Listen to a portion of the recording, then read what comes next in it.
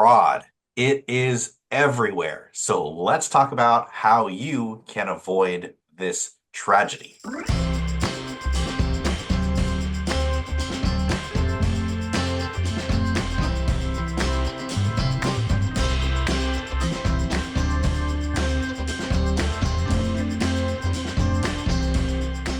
All right, Mike, we understand that fraud and ID theft with digital stuff happening on the web and our phones and emails and everything, it is running rampant and it is ruining lives.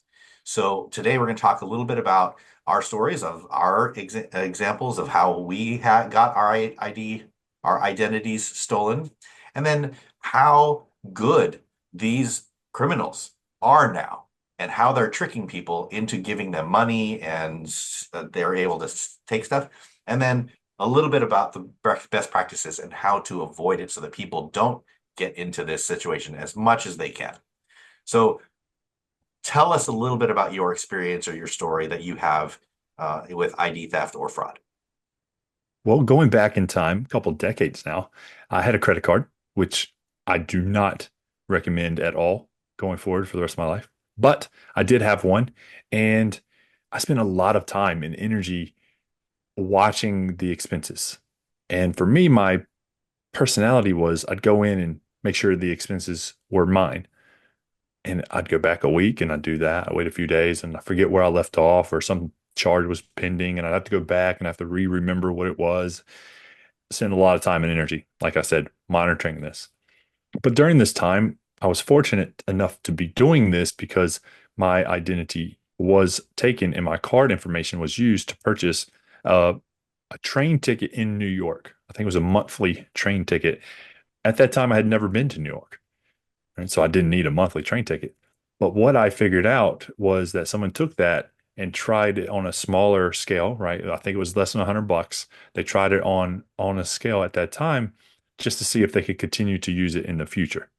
Right. So I did have my identity stolen in that manner. It was my card information only, but it's if I hadn't have been paying attention, how many times would that have happened? A lot of little ones, continuing to have little ones until a big one, right? You just never know. And it was, I wouldn't say it was kind of scary. It was annoying for me at that time more than anything because I just didn't have that $100, right? I mean, I had a credit card and I had debt. I had all this other stuff going on, but at least I had the time and the know-how to monitor my expenses to know it wasn't me.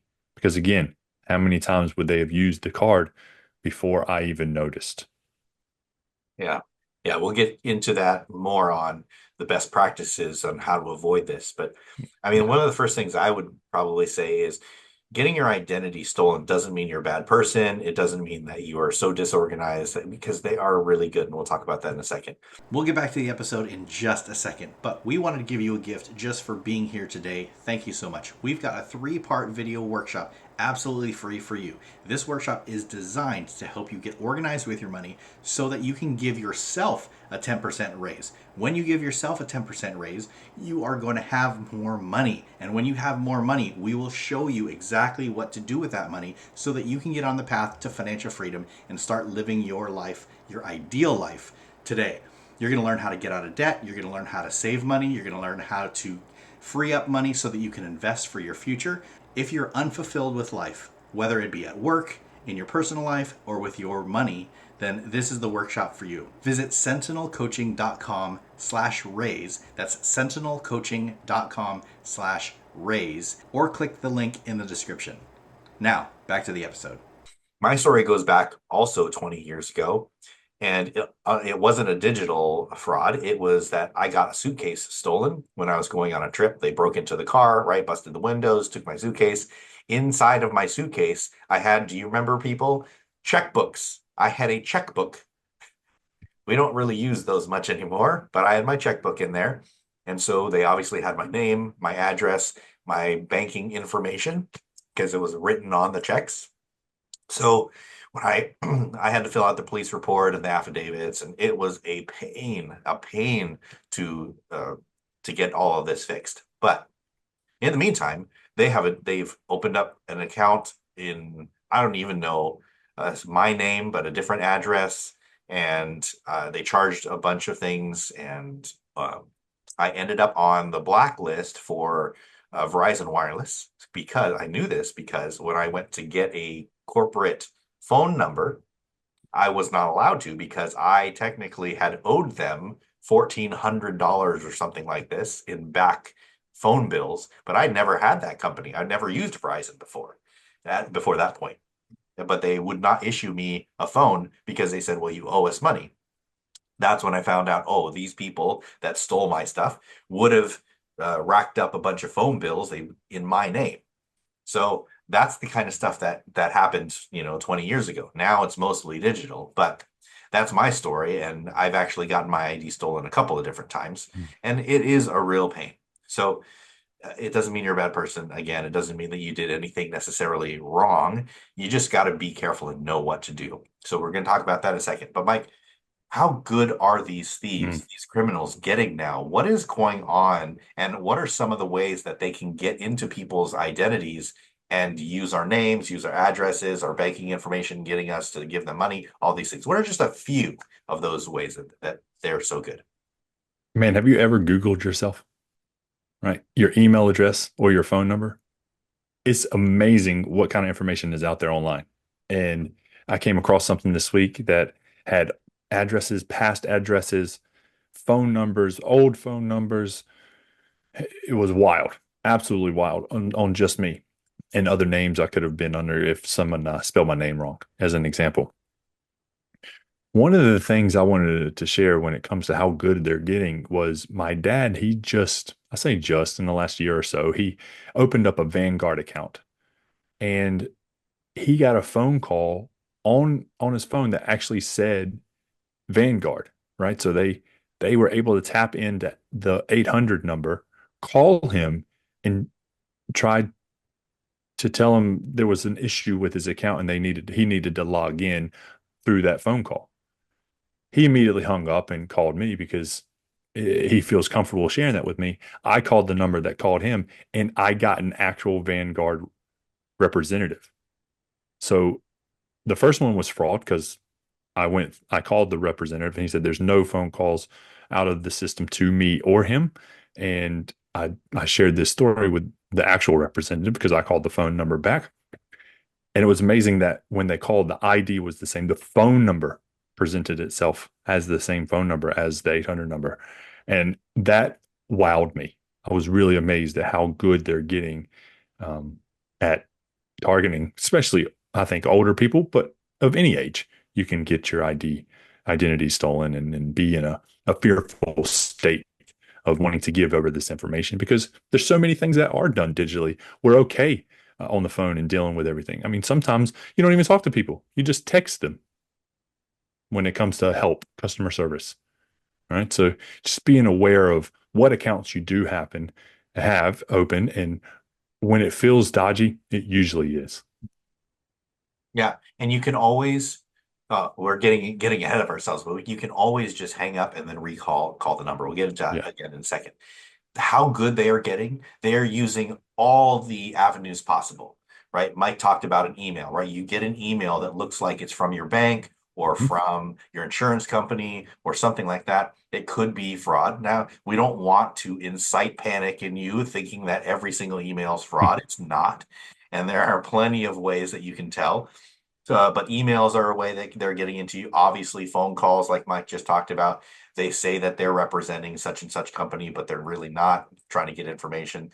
Text messaging is a big thing now where they're texting you, click this link. Is this really you? Right? They say, oh, this photo, I found this photo of you. Is this really you? You click on the link and it's not a photo. It's truly a backdoor into something else that they're collecting information from, right? There's all these different ways they can get into your computer if you don't have the proper protocols in place.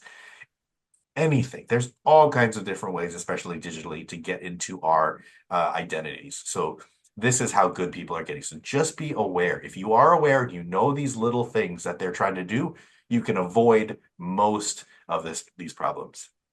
But even Mike and I, who are considered experts in this area, we have fallen and might fall for it again because we just weren't paying attention or they're getting so good, right? So, what are some of those things, Mike? Let's just talk through for a few minutes. What are some of those best practices, those things that we can do as consumers to protect ourselves as much as possible? Again, nobody is going to be 100% foolproof when it comes to this, but what are some of those basic things that we can do to prevent fraud and identity theft? I love this question because my identity, my card number was stolen from my credit card. So I got rid of credit cards. Simple, right? The less plastic you have, the less options and probability that you have of your identity being stolen. This goes with debit cards as well. Some people have their debit card stolen. I understand that. Reduce the number of debit cards you have. Why do you need four different debit cards? Right? You have to answer that, not me. For me, I have one in each of the countries I live in, Australia and the US, and that works for me, right? So reducing the amount of cards I have and reducing the amount of card times I use those cards. Yeah. I use cash as much as possible. I try to put uh, as many things as I can with using cash. Now, I know not everything can be that way because it's easy to go to the gas station and use your card. I go to the ATM to get cash out. So I always check. There's another, I haven't seen it personally, but I have seen videos of skimming cards at ATMs. So they put like a device over top of the actual device that you put your card in. And every time I go to an ATM, I pull on it to make sure it's not going to come off, right? To see if it's real. That's just another thing that I put in place. Or you go inside of an actual bank and get the cash out from a bank. And that's okay as well. So that's what comes to me as top of mind for ways to avoid it. That's really good. Yeah, I've got a couple. The first one that comes to my mind is live on your budget and look at your transactions. You have to look at your transactions because even if you do use your debit cards, your credit cards, whatever you have to look at those transactions. Because if you don't look, then you're not going to catch those little ones. Because with Mike's story, they will try. They're not going to try and charge $2,000 the first time. They're going to charge $5. They're going to charge $2.99. So they hope you won't notice it. And if you don't notice it that first month or that first time, they'll do it again. And if you don't notice it the next month, they'll do it again. And then they start increasing. And then it will be those hundreds and hundreds of dollars. And if you're not looking at your transactions, they'll get away with it. And that's wasted money on your part. So do your budget, look at your transactions.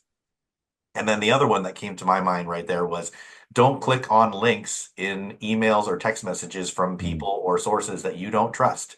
I don't even do this from things like my bank and all that stuff. I go to the website.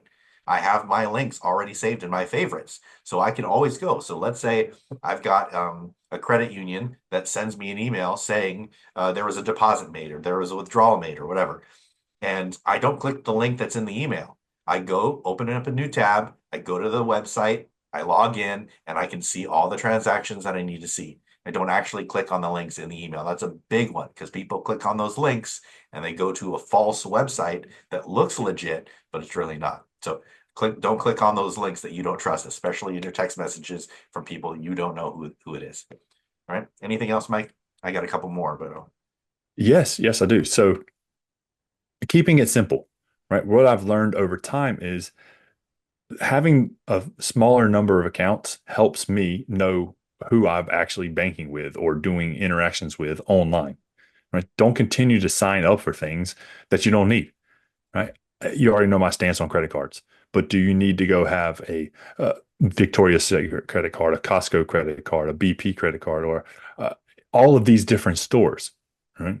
They This goes for debit cards at banks. Do you need five different bank accounts? Right? Only you can answer that.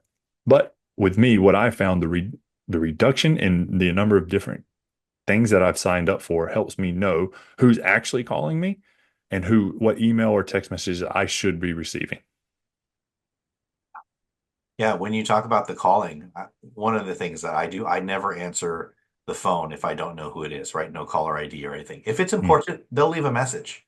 And if they leave a message, then you know, oh, if Bank of America is calling or if Chase is calling or whatever, then I'm going to call them back on the number that's on their website, not the number that's on my phone. So I personally don't answer the phone if I don't know who it is. And most of the time, scammers will just hang up. They won't actually leave a message, right, to have that risk in there. Passcodes are big, right? These multi-factor authentication codes. You get that code, do not give that code to anybody else. That is specifically for you in that time to log into the website. If a representative calls you and says, "Hey, I need that passcode," don't give it to them. That's not them. They're trying to scam you. That's a basic thing. Do not give that passcode to anybody unless you're truly working with them and they say, "I'm going to send you a passcode, right? We're working on it together." You're already in the system, but that is not a code that you want to give out to people. Mike and I have talked about this before. We've got other videos on it as well, but check your credit report. Check your credit report every single year, and you'll get to see it lists out all the addresses that are on file, all of the phone numbers, all of your names, the different ways to use your names, all of the accounts that you've had open, closed, what you've been, delinquent on, all these things. It's all listed there. You see something you don't recognize, probably means somebody got a hold of some information from you. Doesn't mean that you actually are a victim of fraud yet. It just means that there's an address, a phone number, something that's associated with you and your account on there. So credit report is a big one. For us, we know we've shared our story, so now you know a little bit more of us. And the goal is for you to be more aware, right? Understand that people are getting good at this. Scammers are getting really good at this. So share this not only within yourself, but with your family, right? Our parents are really a prime target. They're older. They don't know or they aren't paying attention. They're more trusting, whatever the case may be. Just be aware of that and help them, help others. I'm a little bit different in Jason in the case of he doesn't answer phone calls. I always answer phone calls. And my goal is because I am of sound mind that I'm taking their time, the scammer's time, away from actually having the ability to scam someone else. Not all of us have that time. And I get a little bit of joy out of that, right? So we're all different. Know that. And I have fun with it. Just being aware will put you in a different league and hopefully in a place where this doesn't happen to you, right? Like it did to Jason and I. That's our goal here. The other thing you might want to consider too is to look into ID theft insurance. This is one of the insurances that we would recommend and say is probably beneficial for you because this is so easy to get sucked into the identity theft and fraud. So it's worth it for a few dollars a month to have some company insure you so that in case this happens, when it happens, that they will take care of all of the paperwork and just need your signature. Otherwise, you're spending tens and tens, if not hundreds of hours trying to fix all the stuff that these scammers have done. So look into that and see if it's right for you as well. All right, anything else, Mike, on fraud? I mean, I know we could talk about this for hours and hours, but those are the basics of how to look out for and protect yourself against identity theft and fraud. No, be sure to comment below if you're watching this and share with your stories if you've been a victim of this or you know someone who has, and then share this story with someone that needs to hear it as well. We look forward to seeing you in the next video.